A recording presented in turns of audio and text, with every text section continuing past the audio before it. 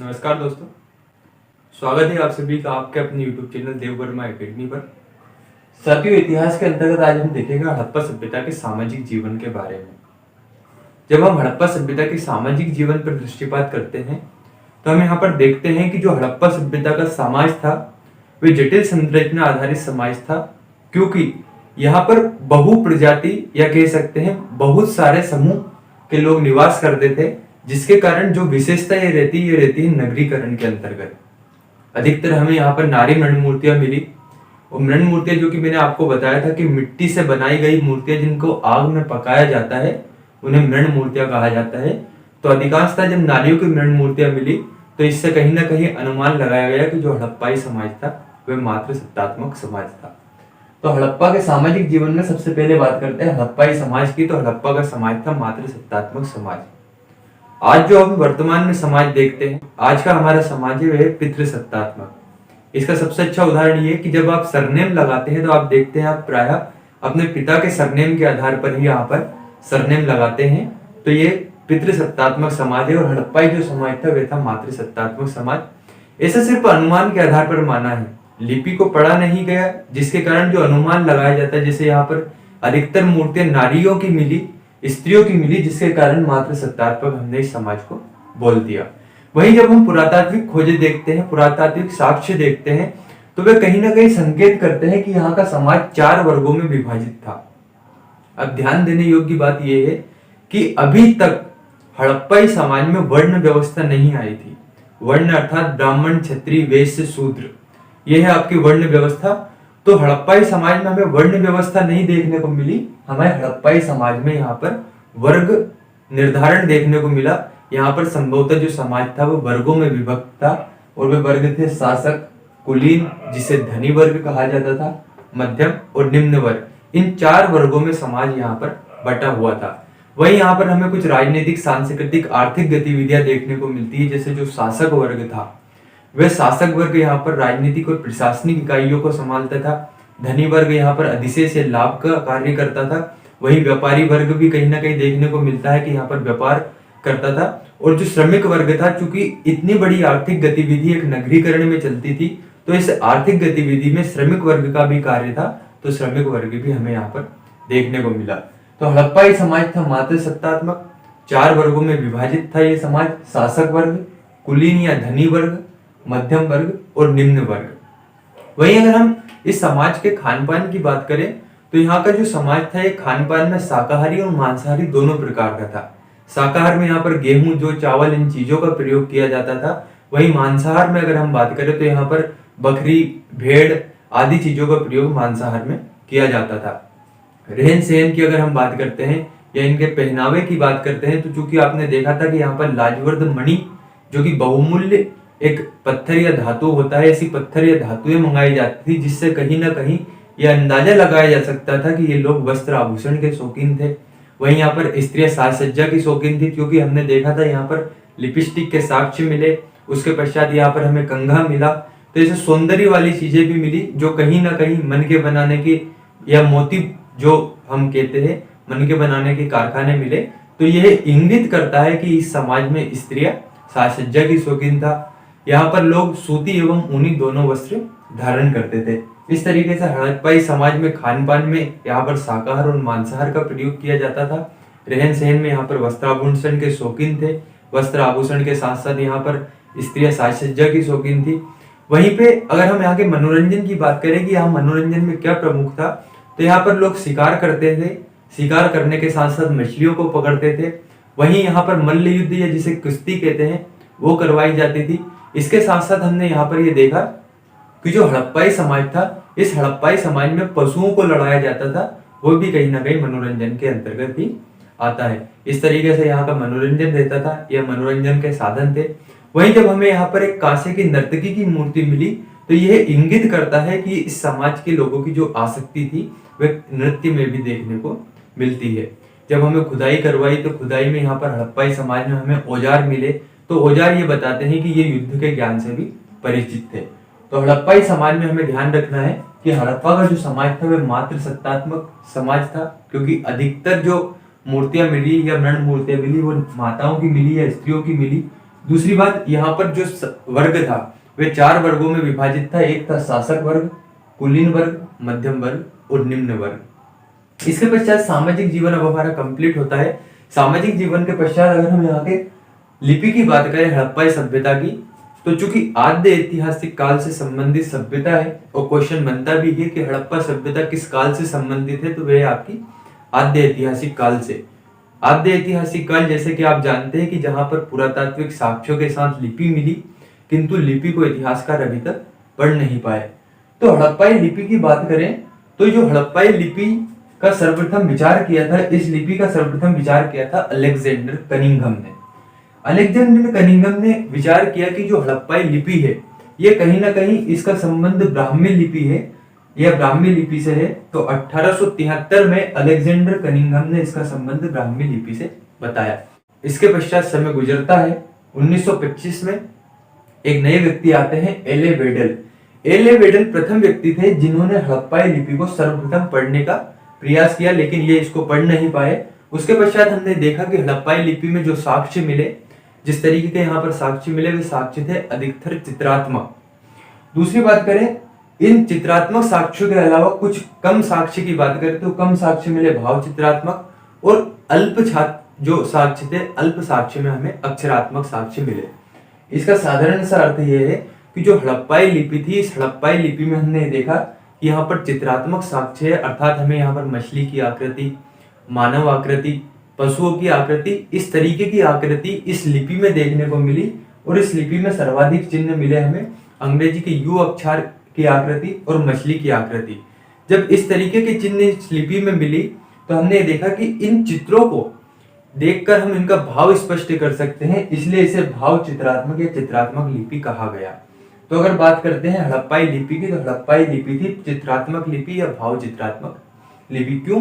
क्योंकि अधिकतर जो हमें अक्षर या साक्ष्य मिले वे मिले हमें चित्रात्मक रूप में। वहीं जो हड़प्पाई लिखी जाती थी, जो हड़प्पाई लिपि लिखी जाती थी, वे लिखी जाती थी दाएं से बाईं ओर। और अगर आप भारतीय लिपियों की बात करें तो आप देखते हैं भारतीय लिपियां बाएं से दाईं ओर लिखी जाती थी, लेकिन हड़प्पाई लिपि जो लिखी जाती थी वे लिखी जाती थी दाएं से बाईं ओर। तो हड़प्पाई लिपि का सर्वप्रथम विचार अलेक्जेंडर कनिंघम ने 1873 में लिखा। इसका संबंध बताया ब्राह्मी लिपि से। इसे सर्वप्रथम पढ़ने का प्रयास एले वेडेल ने 1925 में किया।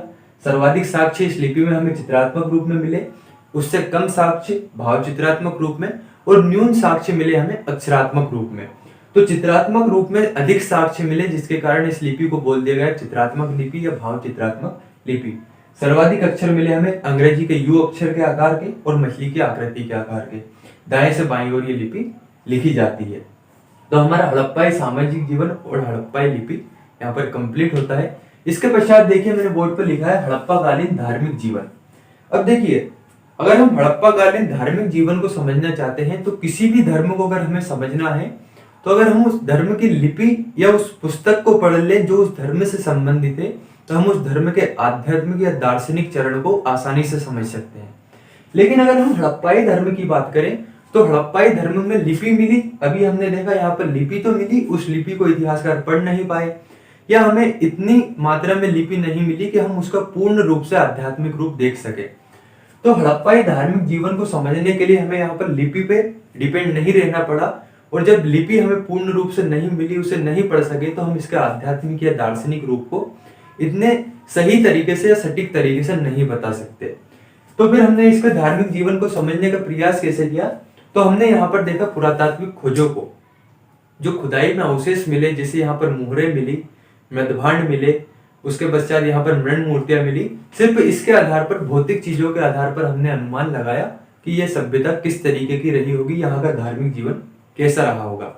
तो जैसे मेसोपोटामिया और मिस्र की सभ्यता में मंदिर मिलते थे, उस तरीके के मंदिर यहाँ पर नहीं थे। जैसे मेसोपोटामिया की सभ्यता में मंदिर को जिगुरत बोला गया, लेकिन हमें यहाँ पर कोई भी मंदिर का साक्ष्य नहीं मिला, इस सभ्यता में कोई भी मंदिर नहीं था। तो फिर हमने यहाँ के धार्मिक जीवन को कैसे समझा, तो सबसे पहली बात यह कि यहाँ पर अधिकतर नारियों की मृण मूर्तियां मिली। तो हमने कह दिया कि यहाँ की जो समाज था ये कहीं ना कहीं मातृ देवी के उपासक थे, क्योंकि अधिकतर मूर्तियां मिली हमें मातृ देवी की, या मृण मूर्तियां मिली हमें स्त्रियों की। उसके पश्चात हमने कहा कि चूंकि यहाँ पर हड़प्पा से एक मूर्ति मिली जिसके गर्भ से एक पौधा निकलता हुआ दिखाई दिया, इस पौधे के निकलने के कारण यहाँ पर बोल दिया गया कि हड़प्पाई समाज प्रकृति पूजक समाज था, क्योंकि ये प्रकृति को पूजता था। इसके बाद हमने देखा कि कुछ मोहरों पे ये देखा गया कि यहाँ पर वृक्षों की आकृति के रूप में यहाँ पर हमें पीपल के पत्ते की आकृति दिखाई दी, तो इससे हमने कह दिया कि यहाँ पर वृक्ष पूजा का भी महत्व था। साथ ही हमें उन मोहरों या मृदभांडों पर पशुओं की आकृति दिखाई दी, जिसके कारण हमने कह दिया कि पशुओं का भी महत्व था और यहाँ पर पशु पूजा एवं वृक्ष पूजा की जाती थी। इसके पश्चात होता क्या है कि जब हमें वृक्ष पशु और वृक्ष पूजा देखने को मिली, तो वहीं हमने देखा कि एक पुरोहित की मूर्ति मिली, और जब पुरोहित की मूर्ति मिली तो इसको हमने कह दिया कि हड़प्पाई जो समाज था ये हमें भगवान के लिए या यज्ञ के लिए जो माध्यम रहता था वह रहता था पुरोहित।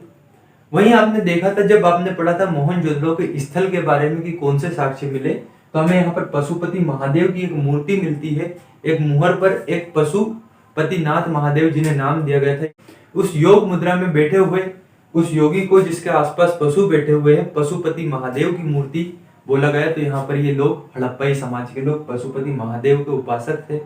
साथ ही साथ अभी हाल ही में एक नृत्यांगना की मूर्ति को पार्वती की देवी की मूर्ति से जोड़ा गया, तो ये कहा गया कि यहाँ के लोग पशुपति महादेव और पार्वती देवी के उपासक थे। इसके पश्चात यहाँ पर स्वास्तिक के चिन्ह का सबसे पहले हड़प्पाई लोगों ने यहाँ पर उपयोग किया या सबसे पहले अंकन किया, जिस आपका स्वास्तिक का चिन्ह था इसे सूर्य पूजा से जोड़ा गया। और आपने देखा था स्नानागार को, जो कि मोहनजोदड़ो से मिला था, जहां पर हमें धार्मिक अनुष्ठान से स्नानागार को जोड़ा गया था, तो इसके आधार पर कह दिया कि यहाँ पर जल पूजा का भी कहीं ना कहीं महत्व दिखाई देता था। वही हमें यहाँ पर बहुत ज्यादा मात्रा में ताबीज दिखे, तो ताबीज दिखने के कारण हमने ये कहा कि शायद यहाँ के लोग भूत प्रेत में भी विश्वास करते थे, जादू टोने में भी विश्वास करते थे, क्योंकि अधिकतर मात्रा हमें ताबीजों की मिली। इस आधार पर कह दिया कि यहाँ का धार्मिक जीवन इस तरीके से था। तो अगर हम एक एक को देखें तो जैसे मातृ देवी की मूर्ति, जैसा कि मैंने कहा मातृ देवी की मूर्तियां या अधिकतर नारी मृण मूर्तियां मिली, जिससे कह दिया कि मातृ देवी के उपासक थे। हड़प्पा से एक मूर्ति मिली जिसके गर्भ से एक पौधा निकलता दिखाई दिया, तो उर्वरा की देवी के उपासक थे, अर्थात प्रकृति पूजक थे। उर्वरा की देवी या पृथ्वी देवी उसे ही कहा जाता है, इसी को उर्वरता की देवी भी कहा जाता है। कालीबंगा से हमें अग्निकुंड मिले, हमने कहा था आयताकार अग्निकुंड मिलने के कारण यहाँ पर अग्नि पूजा भी की जाती थी। उसके पश्चात मोहरे या मृदभांड पर पशु और एक पीपल के पत्ते की आकृति दिखाई दी थी, पशु पूजा और वृक्ष पूजा की जाती थी। पुरोहित की मूर्ति मिलना, यहाँ पर भगवान के लिए जो माध्यम माना गया वह माना गया पुरोहित की मूर्ति। पशुपति महादेव और नृत्यांगना की मूर्ति को यहाँ पर भगवान शिव और पार्वती से जोड़ा गया। वहीं स्वास्तिक का चिन्ह यहाँ पर सूर्य पूजा को अंकित करता है, और स्नानागार यहाँ पर जल पूजा या धार्मिक अनुष्ठान का कार्य करता है। ताबीज की बात करें तो यहाँ पर ताबीज को ये देखा गया कि ये ताबीज अधिकतर मिले, शायद ये लोग भूत प्रेत व जादू टोने में भी विश्वास करते थे। तो इस तरीके का यहाँ का हड़प्पाई धार्मिक जीवन था। अब इसके पश्चात देखते हैं धार्मिक जीवन के अंतर्गत ही दाह संस्कार के बारे में।